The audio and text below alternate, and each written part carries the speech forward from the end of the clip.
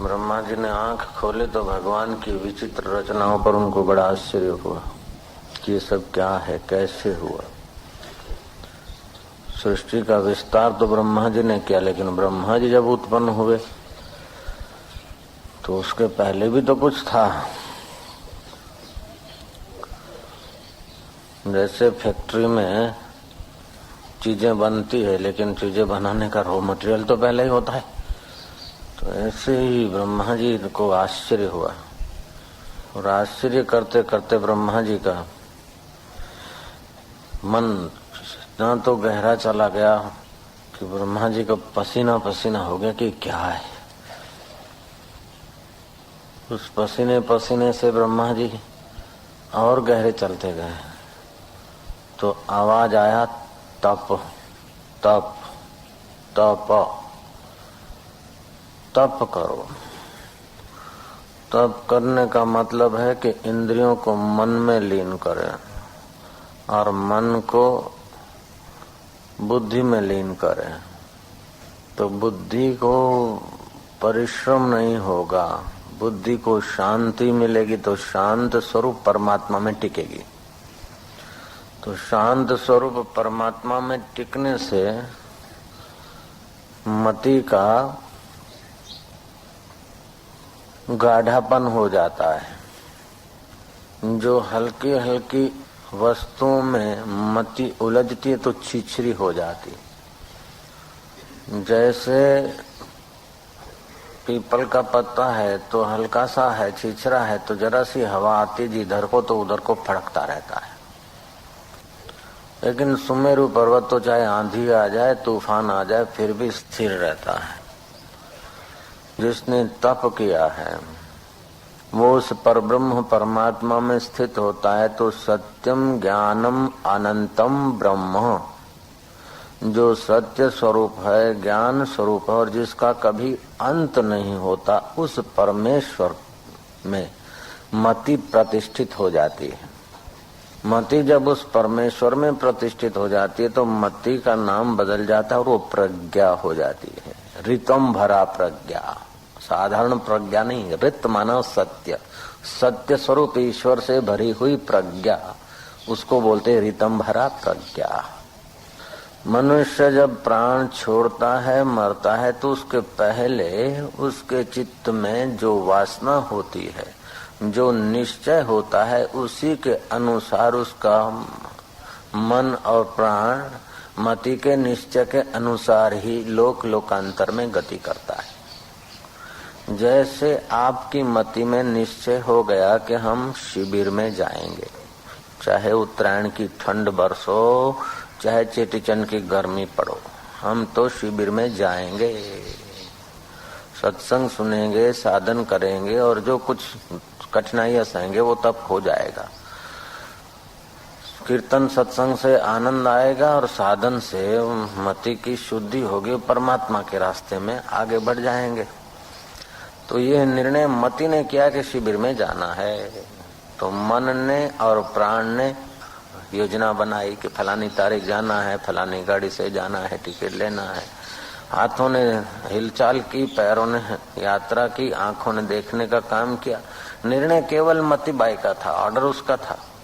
बाद में सब काम लग गए और आप लोग इधर पहुंच गए।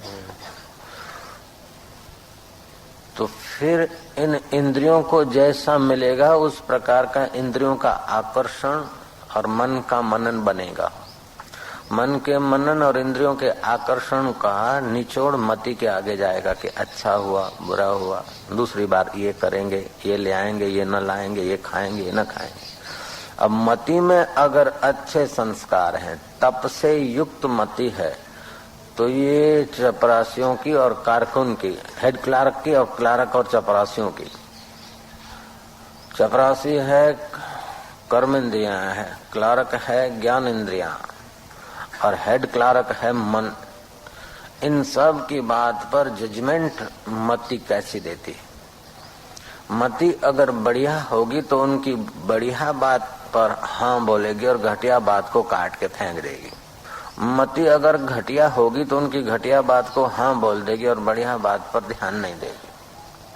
तो इससे सिद्ध होता है कि तुम्हारे पास ये समाचार तो लाती है इंद्रियां। आंख दृश्य का समाचार भरती है, कान शब्द का समाचार भरता है, नाक गंध दुर्गंध का समाचार भरता है, जीव रस का समाचार भरती, और इन सब का समाचार कलेक्ट करके हेड क्लार्क मन मति के पास ले जाता है। अब मति जिनको हाँ बोलती है, आसक्त होती, हालांकि इंद्रियां और मन आसक्त होते हैं और उनका अपना फेवरेबल बात बोलेंगे, उनको जो अच्छा लगेगा उसकी व्याख्या करेंगे, उसी बात की सिग्नेचर कराने की कोशिश करते हैं। नीचे के आदमी बड़े साहब से उसी कागजों पर सिग्नेचर कराते हैं, जो कागजात जो फाइल में उनको कुछ दक्षिणा मिलती है, उनको वाहवाही मिलती है, पैसा मिलते हैं, उनकी अनुकूलता होती है, उसी दस्तावेज पर उसी फाइल पर सही कराने की कोशिश करता है नीचे का आदमी साहब से। ऐसे ही इंद्रियां तो कोशिश करेगी, देखना, सूंघना, चखना, स्पर्श करना आदि उसी की सही कराएगी। और मति में अगर तप नहीं है तो मति वो ही करती रहेगी, तो वो ही करते करते मति मंद हो जाती है। जैसे चपरासी और क्लारकों के कहने से साहब सैया करता करता है तो साहब कभी न कभी फंस मरता है किसी न किसी पॉइंट में।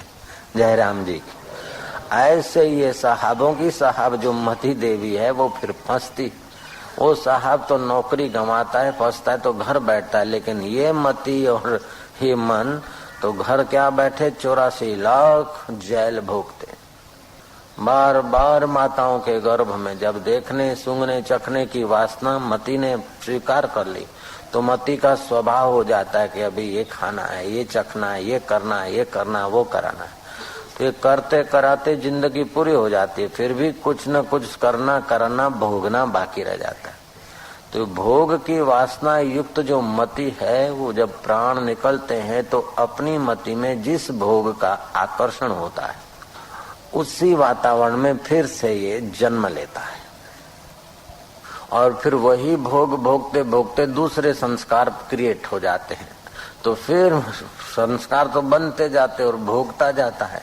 तो एक संस्कार एक वासना मिटी न मिटी तो दूसरी चले आए। जैसे हम चलो कि अब 3 घंटे फिल्म देख ले, जरा इच्छा होगी फिल्म देखा तो फिल्म देखते देखते दूसरे फिल्म की एडवर्टाइज और फिल्म में दूसरी चीजें और बताई जाती है, वो चीजें बसाने की वासना जग गई। वो चीजें बसाए तो दूसरी चीज भी उससे बढ़िया घटिया वो भी बसाने की वासना हो गई। तो वासनाओं का अंत नहीं होता, इसीलिए ये जीव बेचारा परमात्मा तक पहुंच नहीं पाता। मति परमात्मा में प्रतिष्ठित नहीं होती। जब परमात्मा में प्रतिष्ठित नहीं होती है तो बेचारा ये जीने की और भोगने की इच्छा से आक्रांत रहता है। जीने और भोगने की इच्छा से जो चैतन्य आक्रांत रहता है उसी चैतन्य का नाम जीव पड़ गया। वास्तव में जीव भी कोई ठोस चीज नहीं है, लेकिन जीने की इच्छा हो गई, भोगने जीने की इच्छा हो गई, जीव हो गया। अब उसने अच्छे कर्म किए, सात्विक किए, भोगा तो सही, लेकिन जरा ईमानदारी से, भक्ति से, त्याग से, सेवा भाव से थोड़ा बहुत अच्छे संस्कार पड़ गए तो इस लोक के भोग भोगे और परलोक में सुखी रहूं, इसलिए इसने दान पुण्य सेवा आदि किया। तो इसके मति में अच्छे सुख भोगने की इच्छा आएगी। तो मरेगा तो सत्वगुण की प्रधानता रहेगी तो स्वर्ग में जाएगा। अगर इसकी हस्ताक्षर हल्की वस्तुओं को भोगने के हुए तो फिर समझो बहुत उसको नीचे के इंद्रियों का सुख भोगने की इच्छा हुई, काम बेकार भोगने की इच्छा हुई, तो मरने के बाद उसको स्वर्ग में जाने की जरूरत नहीं, मनुष्य होने की जरूरत नहीं। उसकी शेषना इंद्रिय को अधिक से अधिक छूट छाट मिल जाए भोग भोगने की, उसको ऐसा ही शरीर प्रकृति दे देगी। जैसे सुकर कुकर है उस शरीर में ढकेल देगी। बिल्कुल कोई एकादशी व्रत नियम, बच्चों को पढ़ाना लिखाना शादी कराना नो प्रॉब्लम, वो शेषना इंद्रिय के भोग में अपने को खपा तोड़ो। तो इस प्रकार जिस इंद्रिय का अधिक आकर्षण होता है उस इंद्रिय को भोग अधिक मिल सके ऐसे तन में भेज देती है प्रकृति, क्योंकि तुम्हारी मति उस सत्यम ज्ञानम अनंतम ब्रह्म से स्फुरित है, इसलिए उसमें सत्य संकल्प होता है। देर सबेर वो काम होकर रहता है। इसलिए हम लोगों को चाहिए कि जो संकल्प करे या जजमेंट दे उसको सतगुरु, शास्त्र और अपने विवेक से नाप तोल कर निर्णय करना चाहिए, नाप तोल कर इच्छा करनी चाहिए। हकीकत में इच्छा जब काटने की कला आ जाए तो वो आपका मन होगा निर्वासनिक, और निर्वासनिक मन होगा तो बुद्धि निश्चिंत तत्व में, परमात्मा में टिकेगी। और मन में जितनी वासना होगी और जितनी हल्की वासना होगी तो हल्का जीवन, ऊंची वासना होगी तो ऊंचे लोकांतर, और मिश्रित वासना होगी तो पुण्य पाप की खिचड़ी खाने के लिए मनुष्य शरीर।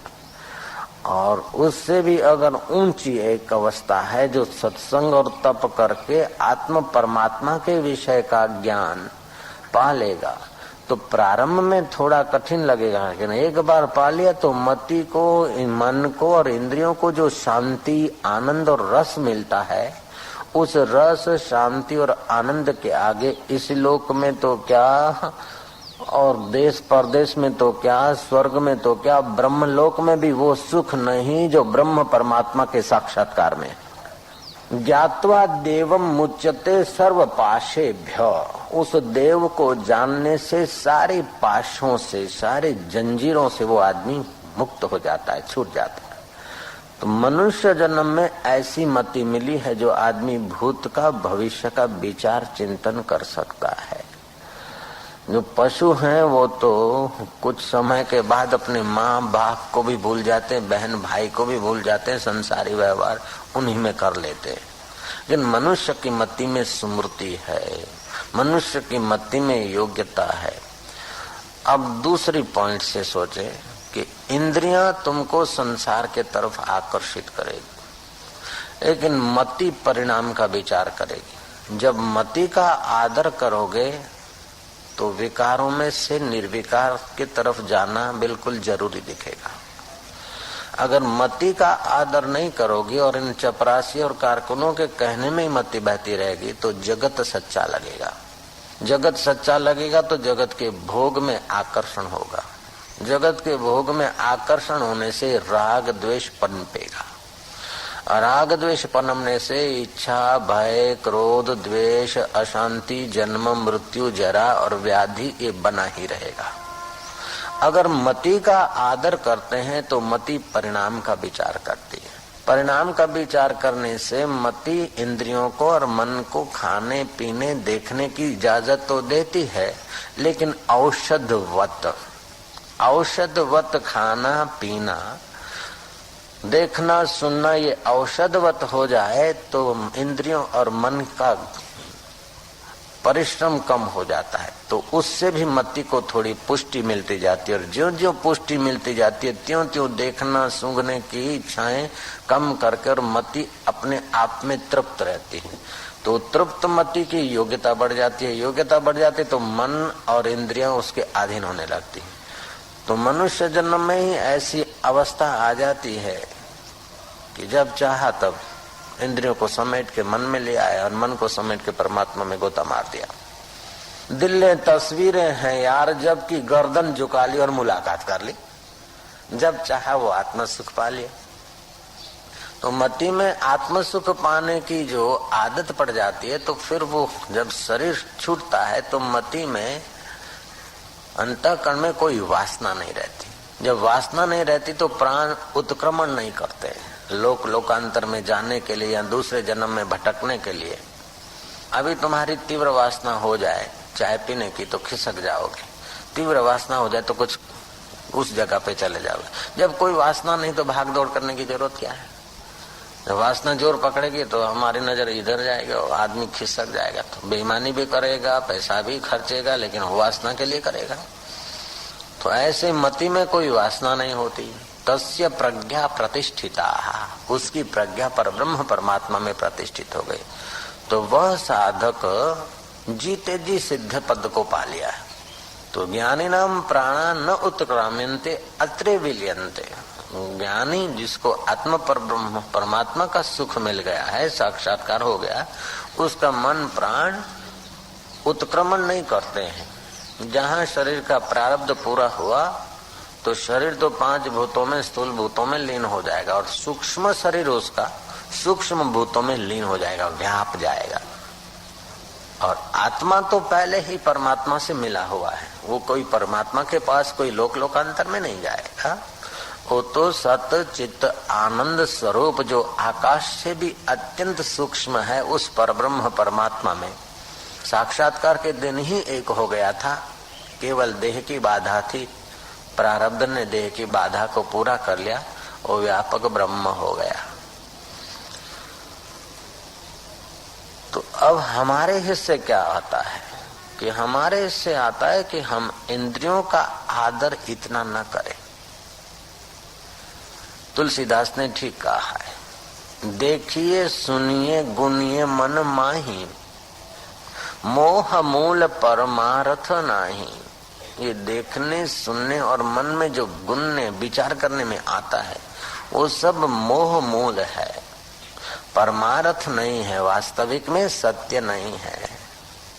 जैसे पतंगिया को दिया में सत्य सुख दिखता है और जल मरता है, मछली को कुंडी में सत्य स्वाद दिखता है और फंस मरती है, हाथी को हथीनी में सत्य सुख दिखता है और खड्डे में जा गिरता है, भमरे को कमल में सत्य सुख दिखता है और टिका रहता है। हालांकि उसमें ताकत है कमल से बाहर निकलने की, वो लकड़े को छेद कर सकता है, लेकिन कमल से बाहर नहीं निकलता है। सांझ पड़ी चलो जवाय शू वांधो छे जवाय जाएंगे, ऐसे करते हो कमल तो बंद हो जाता है, उससे भी निकल सकता है, लेकिन फिर आकर्षण इंद्री का रस का जीवा का पड़ा रहता है। सुबह जंगली जानवर या हाथी आदि आके कमल को तोड़ते खा जाते या पैरों तले कुचल देते, वो प्राण त्याग कर देता, मर जाता बेचारा।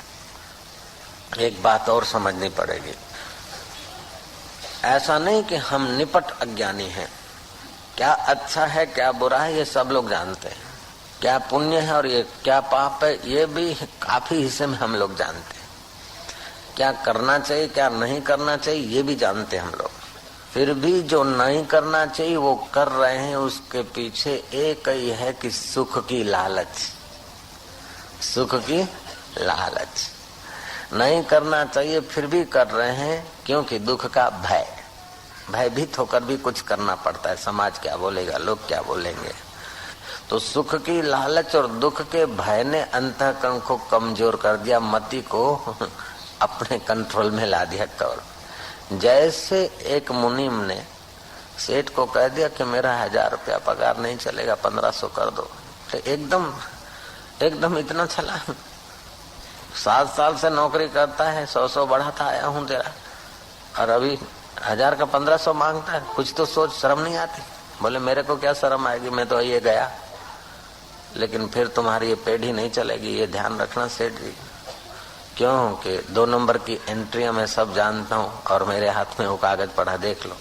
अभी जाकर इनकम टैक्स कमिश्नर से मिलता हूँ, 10% मिल जाएंगे, उसी से मेरे हजारों रुपए हो जाएंगे। सेठ ने कहा देख भाई बैठ इधर, ये मिठाई खा ले, ए नौकर जरा चाय ले आओ, दूध ले आओ। वो मुनीम की खुशामद करके 1500 नहीं 1600 पगार दूंगा, रहो। क्यों कि मुनीम जान गया सेठ की कमजोरी। ऐसे ही इंद्रियां और मन मति की कमजोरी जान जाते हैं, इसलिए मति को बिचारी को घसीटते रहते। जयराम जी की नीति का या मुक्ति का आदर नहीं करते और सुख की लालच रखता है मन इंद्रियां, और मति भी सुख की लालच में फिसलने लगती है और दुख के भय से भयभीत होती है। तो न चाहते हुए भी मति को हल्के निर्णय करने पड़ते, न चाहते हुए भी हल्के कामों में उसको जुड़ना पड़ता है, तो हल्का स्वभाव उसका क्रिएट हो जाता है। इसलिए ब्रह्मा जी को प्रेरणा हुई कि तपः। अब तप करने से क्या होगा कि तप करने से तेज बढ़ेगा, शक्ति बढ़ेगी। तपः स्वाध्याय, तप करने से स्व का अध्ययन होगा कि मैं इनका गुलाम नहीं हूं, मैं इन इंद्रियों का गुलाम नहीं, और शरीर के मिटने से भी मैं नहीं मरता हूँ, शरीर के बढ़ने से मैं बढ़ता नहीं, शरीर के बीमार होने से मैं बीमार नहीं होता, और शरीर के मरने से मेरी वास्तव में मृत्यु नहीं होती। तो न मरने का डर, न जीने की लालच, न भोगने की वासना। ये तीनों झंझट जब निकल जाते हैं तो ये जीव आत्मा अपने वास्तविक स्वरूप पर ब्रह्म परमात्मा में प्रतिष्ठित हो जाता है। मम दर्शन फल परम अनुपा, जीव पावै निज सहज स्वरूपा। भगवान राम कहते हैं कि मेरे दर्शन का फल क्या है, परम फल क्या है? कि परम फल तो यह है कि जीव अपने सहज स्वरूप को, जो सत्य चित्त आनंद स्वरूप रोम रोम में रमा हुआ है प्राणी मात्र के, वो राम को पा लेता है। जैसे थका हारा नौकरों से सताया हुआ सेठ अगर कोई अपने गब्बर सेठ से मिलता है, निकट के मित्र से मिलता है, तो उस सेठ का बल बढ़ जाता है। और नौकरों का मुनीमों का सताया हुआ अगर गब्बर सेठ से मिलता है तो उस बेचारे लथड़े हुए सेठ का हौसला जग उठता है। ऐसे जब हम जप करते हैं, ध्यान करते हैं, तप करते हैं, तो सेठों का भी सेठ और उन सेठों का भी सेठ और सारे दुनिया के सेठ तो क्या, स्वर्ग के सेठों का सेठ जो परब्रह्म परमात्मा ब्रह्मा जी का भी जो सेठों का सेठ है वह आत्मा होकर बैठा है। तो तप करने से मति उसका सहयोग ले लेती है, उसमें शक्ति आ जाती और मुक्ति के रास्ते चल पड़ती है। तपस्ु सर्वेषु एकाग्रता परम तपः। सब तपस्याओं में एकाग्रता परम तपस्या है। तो हम इंद्रियगत ज्ञान का जब आदर करते हैं तो विकारों का हमारे पर हमला बिल्कुल होगा ही। जब हम बुद्धिगत ज्ञान का आदर करते हैं तो हम विकारी सुखों का आदर नहीं करेंगे, विकारी वस्तुओं का उपयोग करेंगे। जैसे अब कहीं जाना है तो आंख का उपयोग करा, जरूरी है वो तो देख लिया। शरीर को टिकाना है तो तंदुरुस्ती का ख्याल करके खा लिया। सुनना है तो जो सार है वो बात सुन ली, बाकी को ध्यान नहीं दिया तो हमारी शक्ति बच जाती है। तो बुद्धिगत ज्ञान का आदर करने से इंद्रियों का, मन का झंझट कम हो जाता है और बुद्धि को परिश्रम भी कम पड़ता है। तो बुद्धिगत ज्ञान का आदर करने से हमारा विवेक बढ़ता जाएगा, विवेक बढ़ने से वैराग्य बढ़ेगा, संसार से राग उठ जाएगा। देखेंगे कि जितना इन वस्तुओं को संभाला, आखिर छोड़कर मरना है तो बहुत पसारा क्यों करना। इतना खिलाया पिलाया तो बीमारी, अधिक खाने से बीमारी हुई, संयम से खाना चाहिए। ऐसे आंखों को कितना कुछ दिखाया लेकिन आज तक पूरी शांति नहीं मिली। कानों को कितना ही सुनाया फिर क्या, जीभ को कितना ही लटके दिलाया फिर क्या, नाक को यह बे भूंगड़ा ने आटली सुगंधी परफ्यूम हजी ठेकोणो नहीं। ऐसे ही इंद्रियों को, काम विकार की इंद्रियों को इतनी बार खपाया, अपने को निचो दिया, फिर भी संतोष तो नहीं। तो विवेक जगेगा, विवेक जगेगा तो फिर वैराग्य आएगा। क्योंकि परिणाम में क्या, भोग भोगने के समय जरा देर मजा आया, बाद में देखो तो है तेरे की। तो बुद्धि जब परिणाम का विचार करती है तो उसका परिश्रम कम होता है और उसको परमात्मा में प्रतिष्ठित होने का, समता में आने का समय मिलता है। भगवान को बुलाया भी नहीं जाता और भगवान को प्रकट भी नहीं करना है। भगवान हाजरा हजूर है, आद सत्य जुगात सत्य है भी सत्य, नानक हो से भी सत्य। लेकिन उस भगवान के सुख स्वरूप के आगे, भगवान के आगे ये जो पड़ते हैं, जैसे बारिशों में सूरज नहीं दिखता है बादलों के कारण, तो हकीकत में सूरज को प्रकट भी नहीं करना है, बुलाना भी नहीं है, केवल हवाएं लगे, बादल बिखरे, सूरज तो थे हैं और शाम तक रहेंगे। ये सूरज तो शाम तक रहेंगे और वास्तव में आत्म सूर्य के लिए तो कोई शाम ही नहीं है। ये सूर्य भी डूबते नहीं हैं, छुपते नहीं, चले नहीं जाते, दूसरी जगह दिखते हैं, पृथ्वी घूम रही इसलिए। तो हम लोग मानते कि सूर्य चले गए। मान लो इस सूर्य से तो हम कभी चक्कर खाते रात्रि का तो नहीं दिखता है, लेकिन परमात्मा रूपी सूर्य से तो हम कभी अलग नहीं हो सकते। आद सत्य जुगात सत्य है भी सत्य, हो से भी सत्य। तो उस सत्य स्वरूप में बुद्धि प्रतिष्ठित होती है। तो सत्यम ज्ञानम अनंतम ब्रह्म, उस सत्य स्वरूप में, ज्ञान स्वरूप में, और जिसका अंत नहीं होता है, उस अनंत में विलय हो जाता है जीव। जैसे सागर में तरंग विलय हो जाता है तो तरंग सागर बन जाता है, क्योंकि पहले ही था सागर, पानी तो पहले ही था। ऐसे जीव ब्रह्म तो पहले ही था, लेकिन इस बेचारे को इंद्रियों का आकर्षण ने, जगत की सत्यता ने, बेवकूफी ने कई जन्मों तक भटकाया। अगले जन्म में भी किसी माता के गर्भ में गए होंगे, लेकिन पिता के शरीर से पटके गए। माता का गर्भ सीधा ही मिल जाता, ऐसी बात नहीं। कई बार माता के गर्भ में बेचारे ड्रॉप के रूप में जाके गिरते हैं, फिर वो बाथरूम के द्वारा बह जाता है गटरों में। क्या दुर्दशा होती। जितने लोग यहाँ पृथ्वी पर घूमते हैं हम लोग, उतने से अधिक तो गटरों में भी मनुष्य बहते होंगे। इस बात को तो कोई तार्किक नास्तिक आदमी भी अस्वीकार नहीं कर सकता है, मानना ही पड़ेगा। मेरे 2 बेटे हैं, कैसे कि मेरे शरीर से पैदा हुए, तो मेरे शरीर से पसार हुए, पैदा क्या हुए, पसार हुए। हमने कुछ अन्न जल आदि खाया, फल फूल, उसमें जो जीव स्थित थे वो ही पत्नी के द्वारा बेटे होके पैदा हुए। तो पत्नी में नहीं टिके नारी में, तो रजवीर्य होकर बह गए, तो बह के कहाँ जाएंगे, गटर में। तो ऐसी न जाने कितनी दुखद अवस्थाएं, दुखद दिन हम लोग देख चुके हैं। ये मति को अगर समझ में आ जाए तो मति में संसार का आकर्षण कम हो जाएगा, राग नहीं रहेगा। राग नहीं रहेगा तो द्वेष भी नहीं रहेगा। जब वस्तु में राग रहता है, उसमें कोई विघ्न डालता है तो उससे द्वेष होता है। बड़ा आदमी विघ्न डालता है तो भय होता है, छोटा आदमी डालता है तो क्रोध होता है, बराबरी का आदमी प्रॉब्लम करता है तो द्वेष होता है। जब वासना ही नहीं तो भय कहाँ, वासना ही नहीं तो उद्वेग कहाँ, वासना ही नहीं तो द्वेष कहाँ। तो भय, उद्वेग, द्वेष, राग, ये सब उसका शिथिल हो जाता है। जब राग, द्वेष, भय, चिंता ये शिथिल हो जाएगा, वस्तु मिलेगी कि नहीं मिलेगी, काम होगा कि नहीं होगा, आखिर मेरा क्या होगा, ये चिंता है।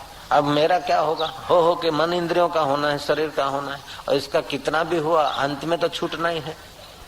रोटी तो भगवान को देनी है और साथ में कुछ ले जाना नहीं, फिर चिंता किस बात की।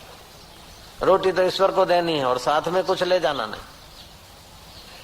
जो है, जो बना है और जो भी बनाएंगे वो मृत्यु के एक झटके में छोड़ना है। ये अगर मति दृढ़ निश्चय कर ले तो आदमी की चिंता टिक नहीं सकती। और निश्चिंत होने से मति में टिकेगा तो चिंता जिस बात की करता है, होगा कि नहीं होगा, वो तो काम अपने आप हो जाएगा। जितना आदमी निश्चिंत होता है उतना परमात्मा में टिकती है मति, और जितना परमात्मा में टिकती है उतनी प्रकृति और लोग अनुकूल होने लगते हैं।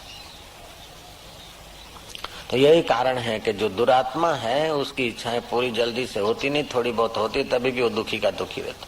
और जो धर्मात्मा है, पवित्र आत्मा है, उसकी इच्छाएं ज्यादा होती नहीं, और जो होती है उसकी तो पूरी हो जाती। उसके नाम की जो मनोती मानते हैं उनकी भी इच्छा कुदरत पूरी कर देती, क्योंकि वो परब्रह्म परमात्मा में टिका है, ब्रह्मवेता है, आत्मज्ञानी संत है। हम संतों के नाम की मनोती मनाते हैं। तो जैसे हम हैं ऐसे वो तो दिखते हैं, लेकिन हम हैं इंद्रियों के आकर्षण में, हम हैं मन के कहने में, और वो है मन और इंद्रियों को अंतर्मुख करके, तप करके अपने प्रसाद की तरफ ले जाने वाले। तो ब्रह्मा जी को हुआ के तप, 2 शब्द तप करो। तो कम से कम 6 घंटा नींद किए, 8 घंटा नौकरी किए, 6 और 8 14 घंटे, फिर भी 10 घंटे फालतू है। उन 10 घंटों में सत्कर्म आदि करें, जप ध्यान करें, 1-8 घंटा कम से कम ध्यान करें, तप करें।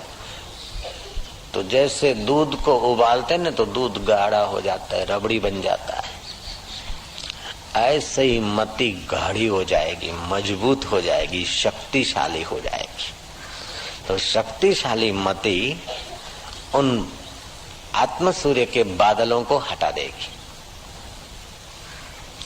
आत्म सूर्य, आत्म परमात्मा के ऊपर जो बादल पड़े हैं वो हटा देगी। वो बादल हटते ही डिठो मुख शैन साजो हियरे थ्युम करार, लथा रोग शरीर जा मुझे सतगुर जे दीदार।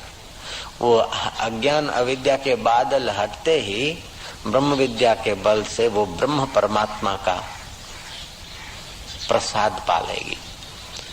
और प्रसाद से सारे दुख दूर हो जाएंगे। जन्म मृत्यु जरा व्याधि माताओं के गर्भों में जाना आना तो दूर हो जाएगा, लेकिन इस जन्म के भी कर्म सब जल के भस्म हो जाएंगे, क्योंकि ज्ञान प्राप्त हो गया। ज्ञान अग्नि यथा दांसी समिद्धो अग्नि भस्मसात कुरुते अर्जुना, ज्ञान अग्नि दग्ध कर्माणि भस्मसात कुरुते तथा। जैसे लकड़ी के ढेर को अग्नि जलाकर भस्म कर देती है, ऐसे ज्ञान अग्नि से तेरे सारे संस्कार सारे कर्म जलकर भस्म हो जाएंगे। अभी तक के कर्म तो जल जाएंगे, लेकिन युद्ध करोगे और वो ऐसे हत्या जैसे कर्म भी तेरे को लेप नहीं लगाएंगे। जैसे सूर्य को उदय नहीं लगती, दिमक नहीं लगती सूरज को, ऐसे ही आत्म सूर्य के साथ एक होकर जब मति संसार में जीती है तो उसको कर्मों की दिमक नहीं लगती। पहले के कर्म जल के भस्म हो जाते और नए कर्म उसको बनते नहीं, क्योंकि उसकी मति में कर्ता भाव नहीं रहता।